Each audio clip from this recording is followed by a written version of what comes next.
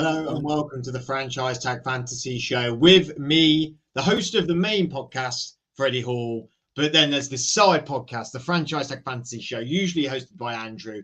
Unfortunately, can't make it tonight. You've watched the main show, surely. You know, but luckily this weekend, we're not going to be at the NFL London Games. We are going to be at Andrew's wedding to the beautiful Sophie. All of us will be there. We're all very excited for him. Are we a little annoyed about the game? I mean, it's up for debate. But we're going to have a great day at the wedding. We're going to really enjoy it. And I've taken over some franchise tag fancy duties for tonight. We've got Tinch with us. We've got Byron with us, two faces that you'll definitely know from the Franchise Tag Fantasy podcast show. Welcome to you both. It is game week in NFL London. It would usually be something we'd all be trying to go to. Obviously, we've got the lovely wedding this weekend, but it's going to be a really great time as well. I mean, it's the Saints-Vikings game. It's going to be an interesting game, Tinch. Is this a game that entices you as an NFL UK fan, or do you think there could be a bit of a bigger game going on this weekend? Well, quite honestly, I think I'd rather be at the game than Andrew's wedding. It's a very good point, because you've referred to it as a lovely wedding twice already. Mate, what if it's shit? You spiked it up for nothing. We don't know. It's shit. We haven't been yet. So many false pretenses here. We don't know. Yeah. Well, we could all be sat there in the evening. Well, should have gone to the game, shouldn't we? Yeah. You don't know. Yeah. Sophie, if you're watching this, which is definitely not, I can only... He's not going to be watching this. Probably not. Also as well, I bet it's the only one she ever watches. We also forget there's also another big event going on this Sunday, and that's a certain man's birthday as well, but could be more important than the wedding, some may say. Well, I heard Andrew's held a massive party for the birthday. He has. Of the big man. That's what I heard as well. Yeah. Yeah. It's your birthday, mate, so... Well, sing me a song then, both of you, now. Go on. It's not your birthday. Nah, fair enough. Andrew's first dance is Happy Birthday, if you remember. Yeah. That'd be quite a sight to see, I can imagine, on the dance floor. That would be, a great sight to see. Well, let's not talk about Wednesday. Let's not talk about NFL London. Well, we may talk about it in a minute. Let's not what we're here for. Let's talk about fantasy football. A couple of weekends now where I've been in America. So, I've been keeping up to date all night with the fantasy football, all the games and everything. As some of you know, I've been in America the last few weeks, went to the Miami Bills game, which I thoroughly enjoyed. Obviously, Byron very jealous of me being a Bills fan as well, being able to see his baby quarterback, Josh Allen, playing at a very high level, but obviously losing the game, which you did call beforehand, to be fair. You did text me when we're going to lose this one, but it's going to be high scoring. I was in the stadium, but obviously, Byron, you watched it at home. What was it like for you as a Bills fan? You said that you were worried about this Miami team. What was the fallout you thought from this game? No, I wasn't worried about the Miami team. I was worried about the amount of injuries we had. I'd text the group afterwards. It was, you might as well have put me in at free safety with all the NFL experience that we had. Like the most NFL starts we had in that secondary was Christian Benford, who was a 6th round pick this year with 2 NFL starts. Yeah, with Hill. But to be fair, you know what? Secondary didn't do too bad. I think Hill was kept to like 33 yards or something. We did better than I thought we'd do against that. But then, obviously, with it being so hot as well, everyone was injured. I don't think there was more than 4 plays in a row without someone going down injured. It was ridiculous. But, we lost not by much. Miami should have scored more with a secondary like that, but they didn't. Us was still the best team in the NFL. Of course, we've got one best team in the NFL. That nearly went over my head, then. Am I wrong? I said it on the main podcast, and I'll say it again. Watching Josh Allen in person changes perspective on. I know he's good. I've always said he's pretty good. But watching him and the whole stadium going well, they're going to win this. He's just gone. The Dolphins fans were going, we are not really cheering until we've won this game, because as soon as Josh Allen comes on the pitch, they were like, well, he's awesome, and everyone, there was an appreciation for it the whole game for him from both sides of the fan base. And as soon as he came on the field, Buffalo Bills fans were MVP chanting to high heaven. They're really obviously very much behind Josh Allen. Tinch. Another lousy weekend for the Raiders. What have we got? What have they got to do to move forward here to get turn this current start around? Well, it's a shit show, isn't it? Really, an absolute shit show. The O-line's a shit show. The D-line's mostly a shit show. The linebackers, shit show. I'm seeing a theme. Backfield, shit show. There's been no money spent anywhere on the team apart from Chandler Jones and Devontae Adams. I mean, what do you expect, really? It's not going to work. And he's not come into the easiest situation. McDaniel's trying to, sort that out. But I feel like he probably could have done a bit more with the rest of the team to try and, help us out. Well, we might as well move on with the fantasy portion of this podcast. Obviously, we are here for the Franchise Tag Fantasy show, and let's take a look at the high-scoring players and also some of the high-scoring guys in our league this year. I know we moved this podcast into more fantasy stuff, but it's still nice to come and revisit the league that we talked all about last season. And Byron, I mean, some big scores going on there. I mean, rules deep. Matt, against you, got 124 points to your 98. Biggest score in the game of the weekend, though, 119 by Johnny to Pirate Bay, his brother Ben's 107. Johnny going 3-0, the only unbeaten person in this league so far. Yeah, no, we need to talk about this. Well, Brian, I'll start with you. Yes. Oh, well, since you talk about this, why are you upset? I mean, he's someone who's been touted as being the Sacco every year. He is the worst fantasy player in our league, and he's 3-0. And I don't believe that it's his own team. He's getting tips from somewhere because he's not that knowledgeable about the whole league. No. I won't accept it. There is something going on somewhere. I mean, quite frankly, when you look at his team, Jonathan Taylor, Deebo Samuel, Lamar Jackson. It's Darren a good Waller. team, but I'm not buying it.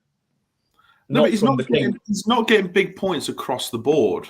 It's certain players that are doing it for him. He's fucking lucky. I'm not happy about it. Well, he's had a couple players who just don't score much for him, but then these other players just get massive scores. How important do you think it is for the bedrock of your weekend and for your franchise tag team, for your fantasy team, to have a player like Lamar Jackson? I understand where you guys are coming from. Okay, both the running backs got under 15 points. Only one wide receiver got above 15 points.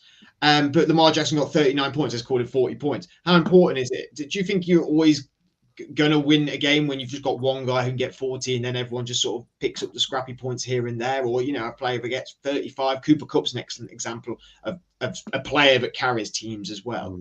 Well, if you've got one player who's pumping out 40 points on a game and then the rest of your team bust out, a solid 10 to 15, you're looking at high scores. You're probably going to win. There's not many other teams that are going to beat you unless they're in the same sort of situation.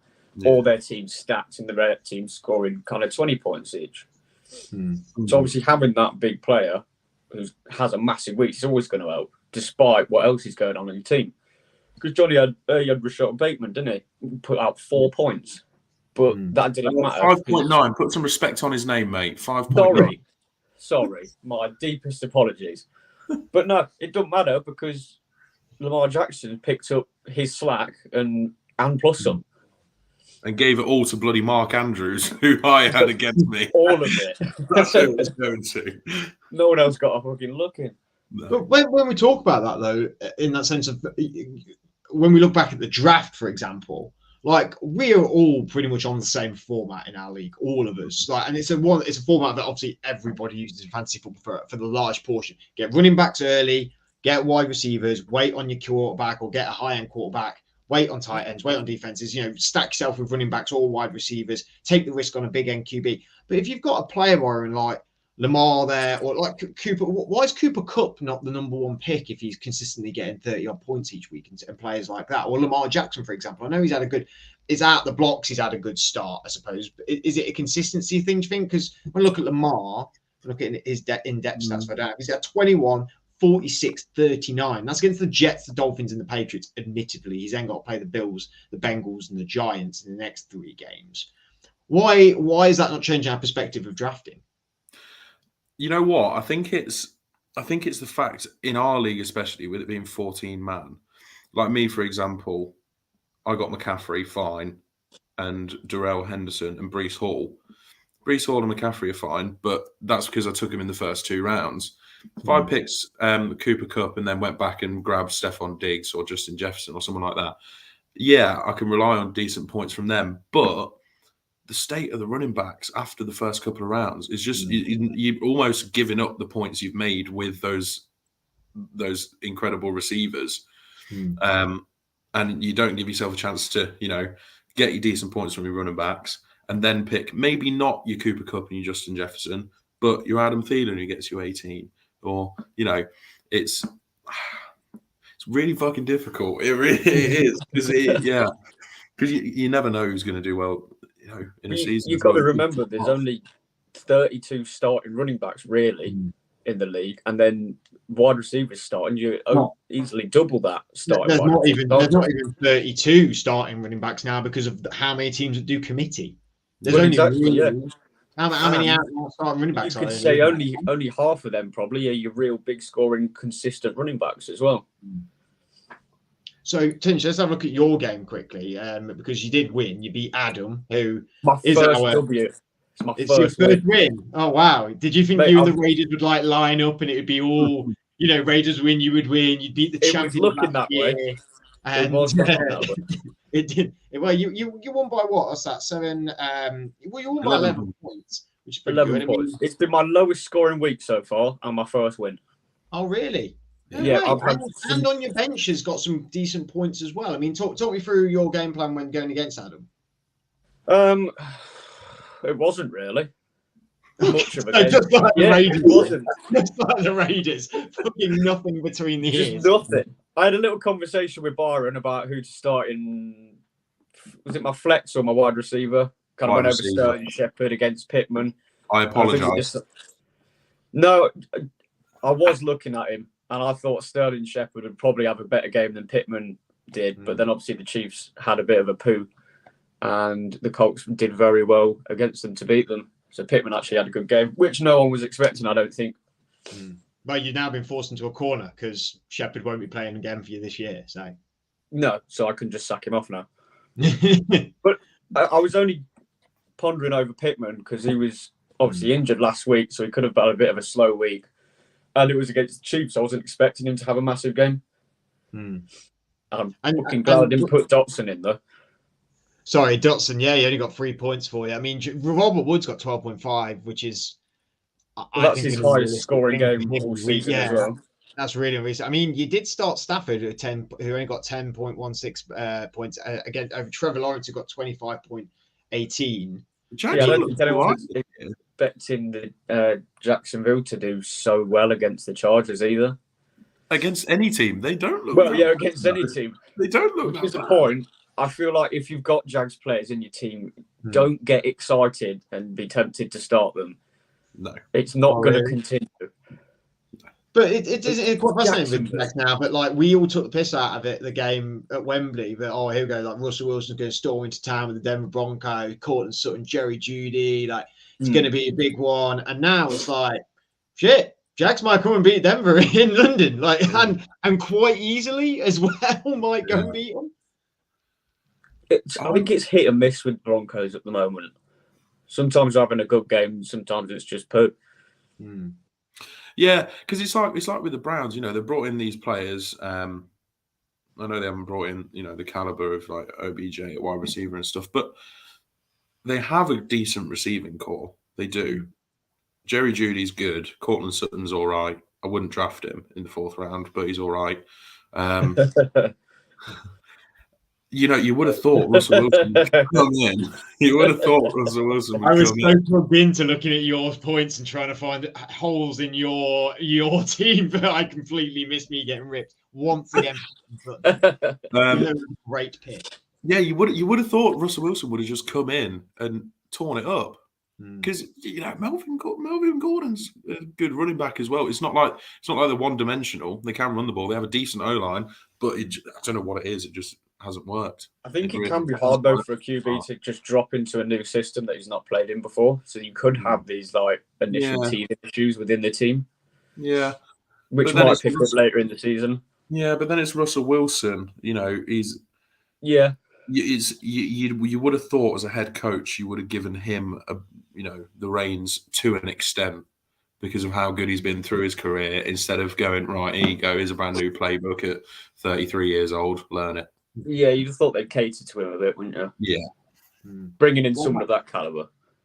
What about your game, Byron? I mean, you got 98 points. No, I don't want to talk about it. 24 to 10 points. I mean, what went wrong there for you? I mean, not a lot looks wrong apart from Brees Hall getting 15.2 on your bench and Darrell Henderson getting 1.70. I mean, against Arizona and Jets against Cincinnati, I'd have taken that. I'd have done the same thing. Yeah. I don't know. It just hasn't clicked so far this year. I'm waiting for that. I do have to say, Matt's team is the one team I looked at it's stacked. Like, how did he get all these players? We spoke about this the other week, didn't we? Yeah, it is stacked. Yeah, apologies if we're going over it again, but Josh Allen, Miles Sanders, Michael Carter, Devontae Adams, Justin Jefferson, Mark Andrews, Michael Thomas, McPherson, Eagles D. I mean, his bench is not all that. No. But if Kenneth Walker, he's got Damian Harris on his bench and Kenneth Walker. If Kenneth Walker gets it going, like, he needs to get an injury on his team pretty sharpish. Yeah, not Josh Allen though. Not Josh Allen. I wouldn't like that. I wouldn't like that. No. I'll quickly look at my game. I mean, I thought it was going to be a tie game, and I was predicted to lose quite heavily initially. I mean, on my bench was 23.50 points from Tyler Boyd. Against the Jets, that might have been that is probably stupid from me. But then I looked at Brandon Cooks against Chicago. I thought Chicago secondary's weak. I could go for that. I've now dropped Mike Gesicki. He only bought 1.60 points from me. I've now dropped him and brought in Tyler Conklin, which I know is a bit of a snap decision in regards of he's had 3 very good weeks, and what does he do from here on out? But he's had more than Gesicki. Gesicki's now a blocking tight end, isn't he? I'll give you Robert Tonyan for Tyler Boyd. Robert Tonyan for Tyler Boyd. I'd think about that. I'm not going to say right here, right now. This would be the first ever trade in the franchise. Live trade. First ever live trade. Let's get it done. Let me take a look at Robert Tonyan and see how he's not done too badly, you know. I want this trade to happen on this show today.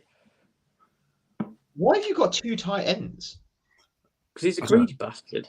Yeah. Trade stock. I'll shut my mouth. I've got 2 tight ends as well. Trade stock. Right. So let's have. We looked at the sort of high scorers and who did well this week. Do you think what about this weekend coming? Are any of these guys going to continue that form, or is there going to be certain guys who've been scoring who have maybe had an anomaly week last weekend and it's going to dip off? What do you reckon, Tim? It's going to hurt me to say this, but I think Jerry Jeudy's in for a decent game against the Raiders this weekend. Mm-hmm. I was having a little look, and, well, like I said earlier, our secondary's dog shit. So, yeah, I think he's in for a big game. Chris Olave as well. I think he could be a big scorer. But playing in London this weekend? I reckon. Yeah. I know what you're both waiting for. You're both waiting for me to pull the trigger and say yeah on this trade. But I'm just looking through. No, I'm happy talking about fantasy football, mate. No, I tell you what, I'm expecting Austin Eckler, anyone who is a skill player on the Chargers, to have a bloody good game at the weekend. They're playing the Texans, and they've looked. Well, you'd have said this last week about Jacksonville, wouldn't you? No, I've always rated Jacksonville, mate. You know, yeah. Let's move on. I can't. He's got jokes. He's got jokes. I did a open room chat with the Jets guys earlier before I came on here. One of these Twitter live videos. I've not done any of these yet. It's sort of the discussion rooms that they have. It was quite good. I really enjoyed it. And thank you guys for having me on. But we got talking about against because they're playing Steelers this weekend. That's why I went on and I started talking about it. And I was like, oh shit, Michael Carter and Brees Hall could run absolute rampant on the Steelers this weekend because I've never got in the last 2 years how we can have like Cam Hayward, now Larry Ogunjobi, like Alex Highsmith looks so good, even though he's winning without TJ Watt. But and we've got decent linebackers in Devin Bush and Miles Jack, and yet people just run on us like really, really worryingly easy all the time. And I think they were saying that Breece Hall or Michael Carter is getting 4.4 carries per carry at the minute. And Carries per carry. That's a lot of carries per carry. Yards per carry. Sorry, yards per carry. 20 carries per one 20 carries per carry. See, I've in my American football career, no, not even my American football career, in my life, I've ever managed 1 carry per carry, no matter what it is. Only 1 carry per carry. Yeah. Yeah, you were never a good barman, to be fair. How many carries do you get per carry, Fred? And you can find that. Find that on our OnlyFans, Carry with Carris.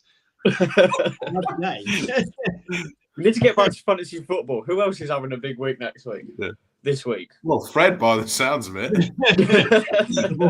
With all my carries. When I'm looking, I mean, the Jerry Jeudy, Cortland Sutton could definitely do stuff against the Raiders this week. It's Mike Williams' week as well, by the way. What, Mike Williams week? Yeah, if you remember last season, he had a bad game, a good game, bad game, good game. Yeah. Last week he had a bad game. This week he's having a good game. Is Keenan Allen back yet? He's questionable. He's been training. I think he'll be questionable, back. Isn't it? I'm really surprised if he wasn't. I would, actually looking at it, DeAndre Swift might have a great game. It's DeAndre Swift. I know DeAndre Swift's not going to be playing against Seahawks. Jamal Williams might have a fucking stonker against the Seahawks. He had a good game last week, didn't he? Sorry, say again. He had a good game last week, didn't he? Yeah, decent. I mean, I just saw something pop up about Amon-Ra St. Brown, actually. He was on someone's bench, I think, as well, which is hilarious. He's not practiced, but the Lions could really do something against the Hawks at home. They were not bad at the weekend. No. I am thinking, though, I've got written down here, Rashad Penny, I think he might have a week as well, though, against Detroit. Really? With that defensive line? It's looking strong. I know, but he does have a way of popping through. I know he usually gets fuck all yards, but if he breaks free, I don't know. It's a maybe for me. What was Jamal? Who's got Jamal Williams in the league? Here we go. So Matt Kirk has him. He's the 8th running back. If you just proposed, you've just proposed his bloody trade, haven't you? I'm not accepting it. It's not a good trade. Fred, it's happening live. You're doing it for the podcast. That's no. This is not an excuse. For the future of this podcast, you must accept the trade today. Yeah, I would go as even far to say it's a good trade, even if I don't think it is. It's not a good trade. Why is it but who asked you, Fred? Just click accept. Yeah, it's not like it's your team, mate. It's not like it's your podcast. Anyway, Jamal Adams is ranked number 8th in the minute. He got 16 points against Philly, good defensive line. 7 points against Washington, okay, admittedly a decent defensive line. 24.70 against Minnesota. That was on a bench as well. Ranked defense. Seattle, the 23rd ranked defense. They then have to go to New England, admittedly. Then they got a bye week, of which then surely Swift will come back for the Dallas game. He's just got a bad run. They've got a bad run of games as running back. This could be his one opportunity to get some big points before he then slides off the radar again, maybe. I think Jamal Williams is a start this week. Yeah. I don't think the Lions have looked that bad either this season. Say again. They've not looked terrible. They haven't looked anywhere near as bad as they've been. Who said that at the start of the year? Who's been saying that all summer? Oh, shut up. I don't know. Who's got two thumbs and can carry a carry? This guy. I want to carry a carry. Subscribe to the OnlyFans and you can have all the carries you ever wanted. Oh, yes, please. With Carry On with Carries. I'm sure that was a film franchise at one point. I don't know, mate. All I know is that I'm sharing a bed with Carris on Saturday night. So these are actual facts as well. Yeah, these are facts for all our listeners out there. Maybe Barnes going to be carried. I'm not going to reject you live on the show, so that'd be just mean, isn't it? So, well, accept him then. Yeah. No, I'm not accepting it. Right. Well, the show's not ending then. It was a continual show. Until you accept it. Welcome to the Franchise Tag 24-hour show. Tinch, you've got to start them and sit them. Couple of players there. To be fair, we've gone over a few of them already, just whilst talking about things. I'll give you my sits. I've got DJ Moore. Just don't do it. He's looked shit. Oh, yeah. Don't even be tempted. Don't Great be tempted. insight, mate. Great insight. Your football No, knowledge. but a lot of people were thinking he'd be quite good this season, but nothing yet. Any running back at LA? At the Rams? At the Rams. Well, no, you say that. Darrell Henderson hasn't done that bad. Last week he was. He's not done that good either. And against the same 49ers defense, I think they're going to have a terrible day out on the running game. I don't disagree with this week, but I disagree with Darrell Henderson. Oh, no, this isn't all time. Oh, okay. For the rest of your fantasy life, watch the Franchise Tag 24-hour show. Play a Rams running back ever Let's again. just clear things up. I'm not saying never ever start a Rams running back ever again in your whole life. Just don't do it. No, just this week. Mm-hmm. And have you got anyone that we didn't mention in your startums? Kareem Hunt at Atlanta. Fair. I do feel like it's either him or Chubb. It's never both. It is. I'm going kind of Kareem Hunt this week because it was Chubb last week. You're on something there. Yeah. It's a little bit like it looks like they're working one player more. Green Bay. Yeah, it looks like they're working one player more each week. Yeah.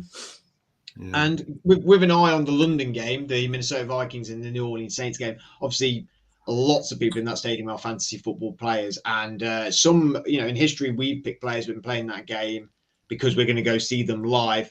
Is there a player, Byron, for the Vikings that you must start and maybe a player for the Vikings that you're a bit nervy about against the Saints? Adam Phelan. You don't think he's going to do well against the Saints? I don't think he's not going to do well. But I'm also not sure that he is going to do well because the Saints haven't looked that bad against the pass this year. They really haven't. Thielen hasn't sort of lived up to. I know he's not a number one receiver in that. He's old, mate. But he's still a good receiver, and whether he's not getting it's annoying. It doesn't show you how many targets they get on the fantasy app now, but it just feels like he's not getting the ball thrown to him anywhere near as much as he did, 2 seasons ago, even last year. It was the week before he got 3 targets and they were all in the fourth quarter. I'm a bit worried for Thielen. I think he might be coming to the end. Have you got a feeling that it's coming to the end? No. That again. For me, it all depends how many carries he can carry. I didn't get anything. I got stonewalled for that. Who's a Vikings player who you've got to start then? I like Mattison for this week. I do like me. Yeah, I do like Mattison this week. He's just quite good at what he does, isn't he? Cook is scheduled to play now, though. Yeah, regardless, he might be scheduled to play, but I think how Mattison's performed, he has played well this season. I think you bring Cook in slowly. You limit his snaps, let Mattison do what he's been doing. If I recall last season, I had Dalvin Cook and I played him the week. It was like all week he's not playing. All week he's not playing. And it got to like half an hour before the game and it was like Cook's going to play. And I was like, he's not trained all week. I shouldn't play him. And I went, just do it, just risk it. And he scored like 35 points. Yeah. It was so insane. He went like I remember that. And I was like, how has that happened? You've been injured all week. Just pretending to be injured. Just pretending, yeah. I can't remember who it was against. I think it was against a pretty decent team as well. Tinch, for the Saints, who are you struggling to trust against the Vikings defense? I mean, you might pick the Saints defense, I suppose, as you must start them. And who's you starting them sitting for the Saints? Well, I've got Chris Olave, obviously, because I already said him as a start. I don't think I've really got a sit-em for the Saints. I think most of that team's they're going to get you some sort of points, your usual starters and things. They're not going to disappoint, I don't think. Even with Jameis, who's not really, I think he is going to be playing, but Jameis is Jameis, isn't it? When I say usual starters, I don't think there's many people who are going to actually be starting Jameis Winston in that starting quarterback position, really, are you? It's too risky. I mean, speaking of that, like a player like that, I suppose, who's I need to get off this trade screen because I'll click accept and I Do won't it. Do it. Do it. Do it. Do it. Do it. Do it. Just do it. Alvin Kamara, that's who I'm trying to find points wise. Who's got Alvin Kamara? Not Adam, Gareth. Oh, yeah. Yes, 1 sec. Because he got trade rate by Adam. He did. He did, yeah. He is not having a good start to the season. He's had 7.60 against Atlanta. He got nothing against Tampa, and he got 7.30 against Carolina. Yeah. Do you think he's waiting for a big game, or do you think He's done, mate. he's Oh, done? yeah. He's done. He's just done. Him and Adam Thielen gonna have a joint retirement party. Stick him in another team. He needs to go somewhere else. Yeah. You He's think had so? his time at the thing. Yeah, I think he'd be good somewhere else.